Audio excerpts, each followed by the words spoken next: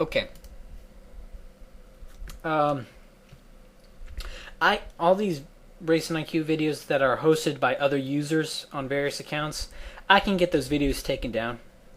I've done it before with some videos that I want taken down. But I just ask them, hey, can you please take this video down? They'll take it down right away. All right. The reason they're posting my videos is because they agree with what I have to say. And so when I say, please take them down, they'll respect that. They may think that they should be kept up, but they're my videos, and they'll respect it, right? And so I can get those videos taken down. Now, why haven't I been getting those videos taken down so far? Well, the answer is vanity. Okay. I started out, I read the bell curve, and then that kind of piqued my interest, and so then I read a whole bunch of other stuff by Jensen, Rushton, and all these guys, and I just sort of developed a fetish about this stuff. And what's odd is that it wasn't even about race. It was just a fetish in and of itself. It was just an interest in these statistics in and of themselves. And it's kind of odd. And what else is interesting is that at this time, before that, I developed a fetish with college football. Right, I didn't, I just became fascinated with statistics. I became fascinated with power ratings. I became fascinated with, dynamic strength of schedule. Right, instead of a static strength of schedule, I became interested in developing a dynamic strength of schedule system. I became, fetishized with this stuff, and so, I have a history of developing these little fetishes, these little manias, and I did one with college football, and I did another one with race and IQ. I became a fetish. It just became a mania. It just became an end in itself, right? And so then came the YouTubes, and I thought, well, wait a minute. This is an interesting opportunity with this whole YouTube thing. So what I did is I thought, well, I can use this YouTube. I can both pursue my mania, I can pursue my fetish, I can pursue my compulsion, and I can post a video that's sure to get a bunch of views, that's sure to stir up a bunch of shit, and it's sure to make me the center of attention. And I thought, fan-freaking-tastic. So I did. So I made the Race and IQ videos, and I was the center of attention.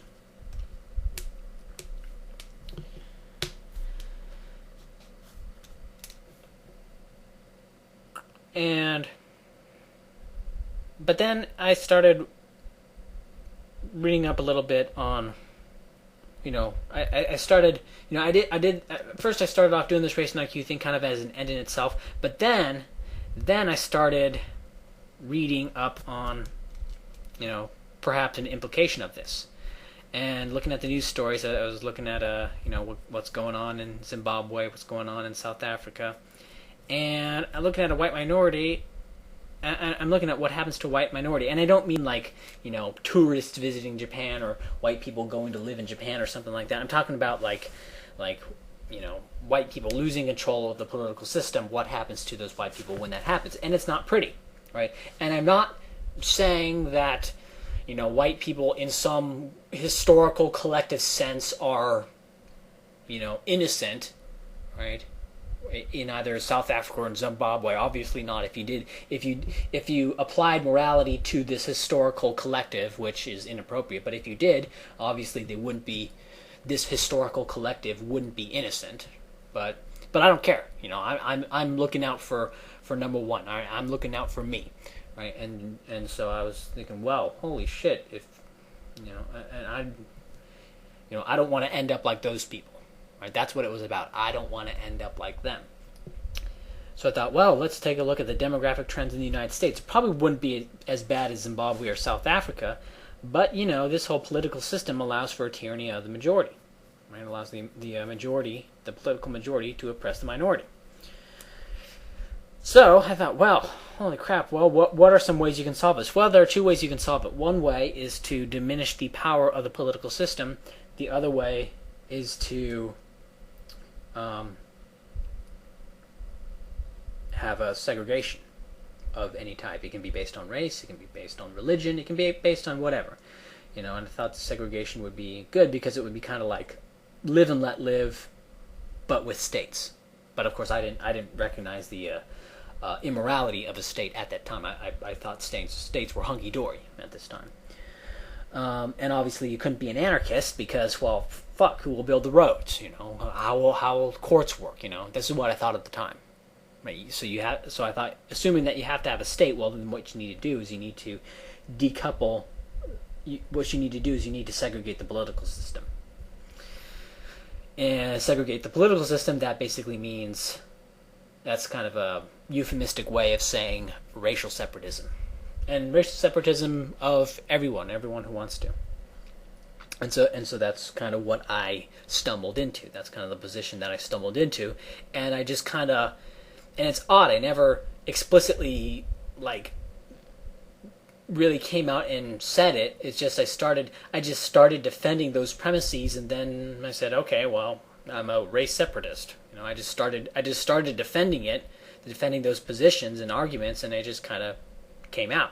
Right? Same with anarchism. I just started agreeing with anarchist premises and started defending anarchist positions, and then anarchists, and then, you know, so it wasn't like there was this black and white, this clear time that I said I was a race separatist, but just something I kind of fell into, and it's the biggest mistake I made.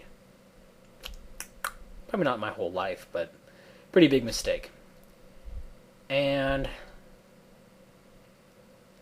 so then I looked up this is not related to the center of the city, this is kind of a tangent. Then I looked up, was reading up about Dunbar's number, on how there's 213 people who you can actually conceptualize as actually being people. Like, the human mind has a limit of only 213 people who we can actually see as people.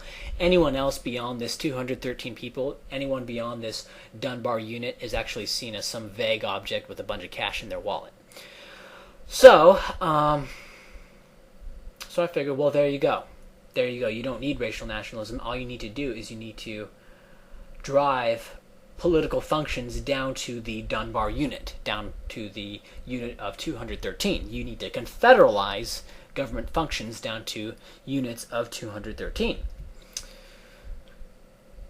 And so, and also I thought about this, once you drove government functions down to units of 213, you'd get a whole lot more civic stuff. You get a whole lot more, you would actually have, like, town meetings where people gave a damn, and you could, and your vote actually would count, and and people would actually would have pride in their school. These things actually would be, not just this complete nonsense that we have today, but you actually would have, like, real communities and people who actually cared about this stuff, and I believe you would have actually more wealth redistribution in this setting, because people would be willing to do so, because everyone knows everyone. Everyone knows everyone in their Dunbar unit, and because everyone knows everyone in their Dunbar unit, they're more willing to work for the common good. And this is not, shouldn't be rocket science. This is just, you're more willing to sacrifice for someone you know and care about than for some stranger. And you're more willing to use the political system to exploit some stranger than you are to use to exploit a person in your Dunbar unit. And so I said, all right, well, then I'm going to call, I like this, we need to confederalize power, so we'll call it confederal socialism. And one time I said, I'm a Dunbar Confederalist, and of course that sounded stupid, and a bunch of people ran with it. Oh, he's a Dunbar Confederalist. No. But, yeah, and so that's, Confederal Socialist. That's the name of this account, Anyway, and so then they did the Confederal Socialism thing, but then went into the anarchism thing. And, I stopped being a race separatist, but I still had these Race and IQ videos up. These Race and IQ videos, which are actually throwbacks, not to race separatism. They're not throwbacks to race separatism. They're throwbacks to before that. They're throwbacks to a time when I came on YouTube to satiate my compulsion and my vanity. All right, they're a throwback to that. They are pre-race separatist. So So that's what we're dealing with. And why did I keep them up? Even now that I call myself an anarchist, why do I keep them up? Vanity, right? I like the idea of there being videos out there that get thousands of views, and they're like my videos. They're hosted by other people, but they're really my videos, and they're getting thousands of views, and people are watching my presentation, and as an end in itself. So, but I went back and I started watching those videos, and basically what I found is that in the comment sections, most people agree with what I say in those videos, more or less. Okay, maybe they'll disagree on a point here or there, but most people basically agree on what I said in those videos, and they'll say, so what? They'll say, okay, so what? Why are you bringing this up? Why are you talking about this? Well, the reason I'm talking about this is because I'm incredibly vain, right? That's why I made them.